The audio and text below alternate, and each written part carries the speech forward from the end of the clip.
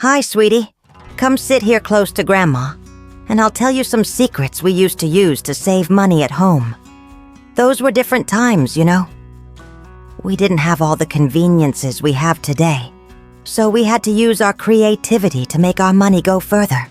These little tricks saved many families, and can still save yours too. But first, sweetie, tell me, what trick did you learn from your grandmother or do at home? Write it here in the comments. In the next video, I, Grandma, will choose the best tricks you send in to share with everyone. It will be so much fun. Leave your trick here, okay? I'll be waiting. Rainwater. In my day, we didn't waste a single drop of water. We would put buckets, cans, any container in the rain to collect water. Then we would use it to water the plants, wash the yard, and even flush the toilet. Nowadays, no one does that anymore. But what a savings it was. My mother used to say, water is life, daughter. Don't throw it away. Pasta water. When I cooked pasta, I saved the salty, starchy water. It was used to wash dirty dishes. It even removed the most stubborn grease from pots. And I watered the plants with it after it cooled down. It was a natural detergent that didn't cost anything extra. Ash soap. Oh, my dear. We used to make soap from the ashes of the wood-burning stove. We mixed it with used cooking oil and it made a soap that cleaned everything. It was really strong. Today, no one has a wood-burning stove anymore. But if you have a small fireplace, you can still make it. It saves a lot of money and cleans better than many expensive products. Old newspapers. Old newspapers were gold to us. We used them to wrap gifts, line drawers, clean glass without leaving marks, and even make papier-mâché with the kids. Before throwing them away, I made the most of that paper. It was decoration, and useful at the same time, my dear.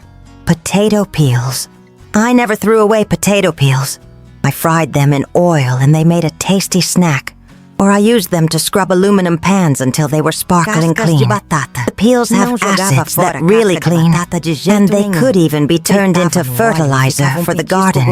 Coffee grounds. Coffee grounds were my treasure.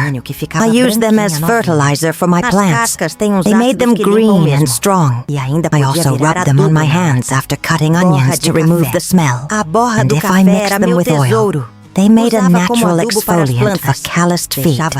White vinegar. This was my miracle product. It cleaned glass, removed bad smells from the refrigerator, tenderized tough meat, preserved vegetables for longer. Oh, and I even used it to make my hair shiny in the final rinse. A liter of vinegar solved more problems than an entire pharmacy. Baking soda, another lifesaver. I used it for everything, cleaning the sink, removing odors from carpets, making cake batter rise when I didn't have baking powder, brushing my teeth. It was medicine, cleaning product, and cooking ingredient all in one box.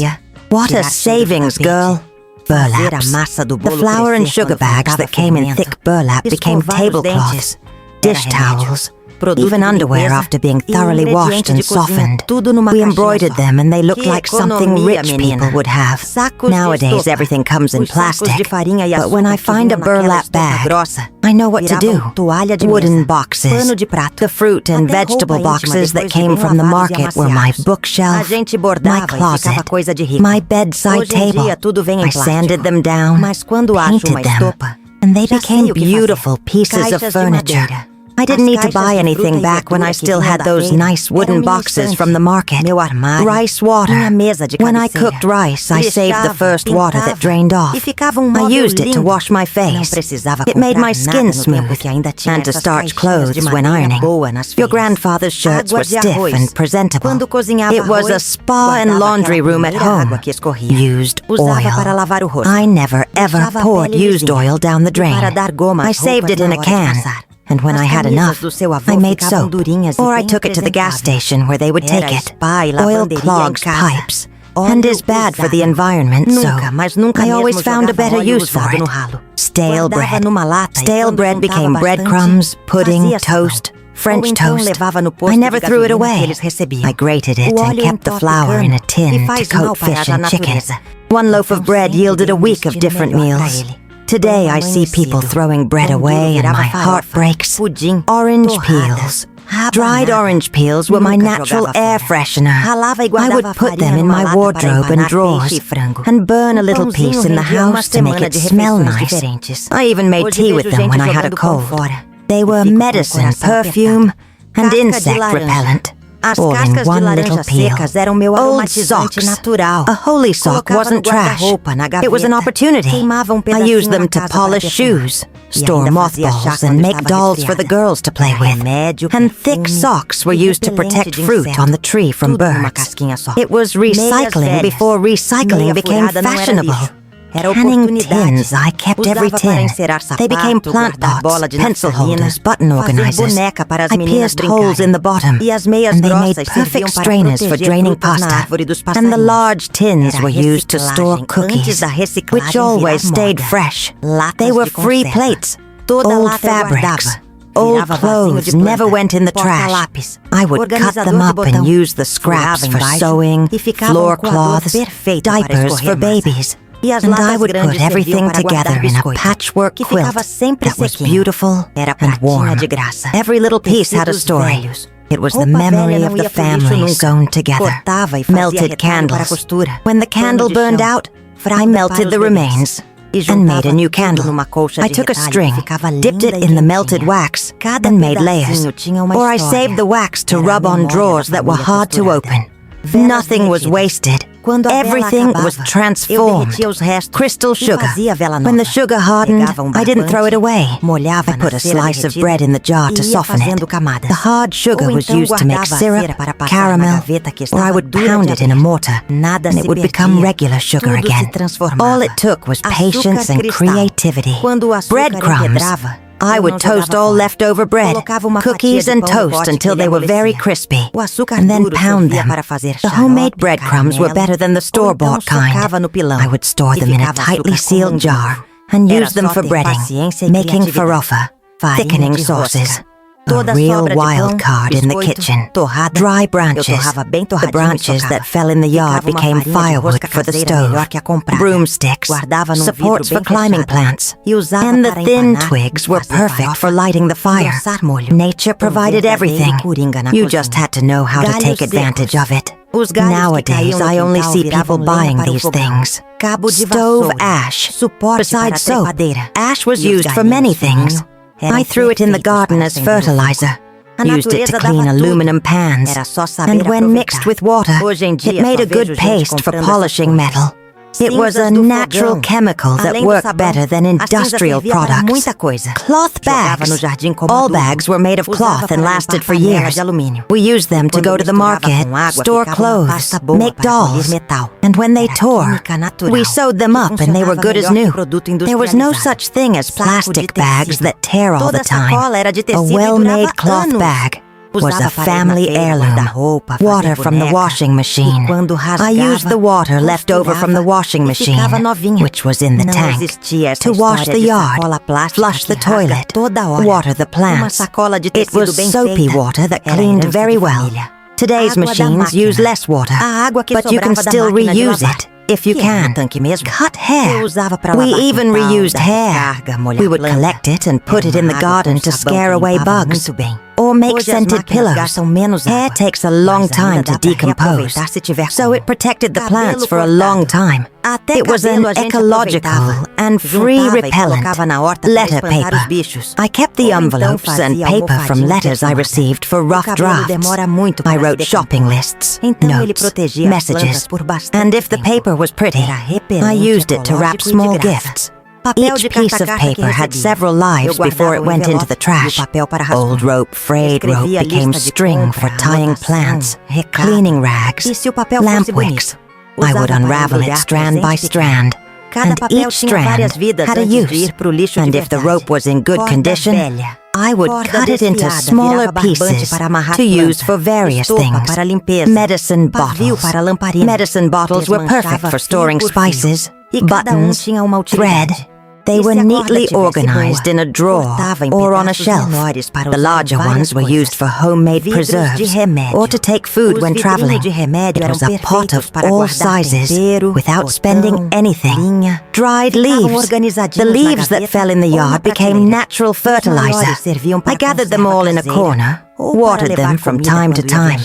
And in a few months, I had beautiful humus for the plants. And the large leaves were used to wrap food, like banana leaves. Wrapping string, I carefully unwound all the string that came in packages and saved it. I rolled it up on a small piece of cardboard, and it was good as new for later use. It was used to hang clothes, tie plants, sew. It was very expensive. So every little piece was worth its weight in gold. Old buttons. When clothes were no longer wearable, I would remove all the buttons and store them in a tin. I always had the right color button to mend another garment. The pretty buttons were used for decoration, to make toys for children, or even simple jewelry. Used elastic, I used elastic from old underwear, paper, anything. It was useful for closing bags, tying hair, organizing things in drawers. And when it lost its elasticity, it could still be used as thin string. It was very useful. Gift ribbon. I carefully removed all the gift ribbon and saved it. I ironed it when it got wrinkled and it looked brand new. I used it for other gifts, for decorating, for tying the girl's hair. The pretty ribbon was a valuable thing that couldn't be wasted. Used cotton.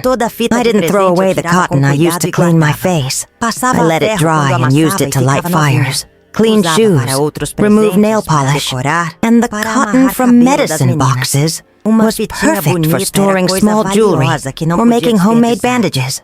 Expired medicine. When medicine expired, which was rare because we used everything, I didn't throw it in the regular trash. I took it to the pharmacy for proper disposal, or used some as antibiotics for sick plants, but always with great care not to contaminate anything. Garlic cloves. Garlic that started to sprout didn't go in the trash. I planted it in the garden and always had fresh green garlic. I dried the wilted cloves and made powdered seasoning. It was natural medicine that grew in my backyard. Onion peels. Dried onion peels were great for making tea for coughs and colds. They also gave a beautiful color to fabric when used as a natural dye. I kept them in a bag, and when I had enough, I had medicine and homemade dye for the whole year. Wrapping paper. I carefully opened all the gift wrapping paper, ironed it, and saved it to use again. And if it was a little torn, I could still wrap small gifts or use it as writing paper. Pretty paper was an investment that paid off big time. Fruit pits. I planted all the peach, plum, and avocado pits. Some sprouted and grew into beautiful trees that bore fruit for the whole family. Patience turned into abundance. And while they were growing, the pits served as toys for the children. Vegetable cooking water. The water used to cook vegetables was full of vitamins. I used it to make soup, cook rice, or even drink as tea when it cooled down. It was a natural supplement that everyone throws away nowadays. What a waste, my daughter. Cigarette ash. When your grandfather smoked, I used to collect the ash and use it as fertilizer for plants that liked acidic soil. It also worked to remove burn marks from wood. Just rub it in slowly, and the mark would disappear. But that was only when there was no other way.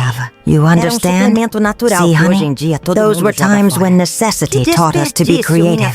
Everything had several lives, several uses. It wasn't just to save money. It was also out of respect. Respect for what the earth gave us, for the work it took to get things. Nowadays, everything is so easy, and that's good. But sometimes it's worth remembering these old tricks. It's not about going back in time, it's about not forgetting that we can live well with less waste and more creativity. I hope you enjoyed these memories from my grandmother. And don't forget to tell me which of your family's tricks you still use today. We learn so much from each other, don't we? A big kiss on your heart, my dear.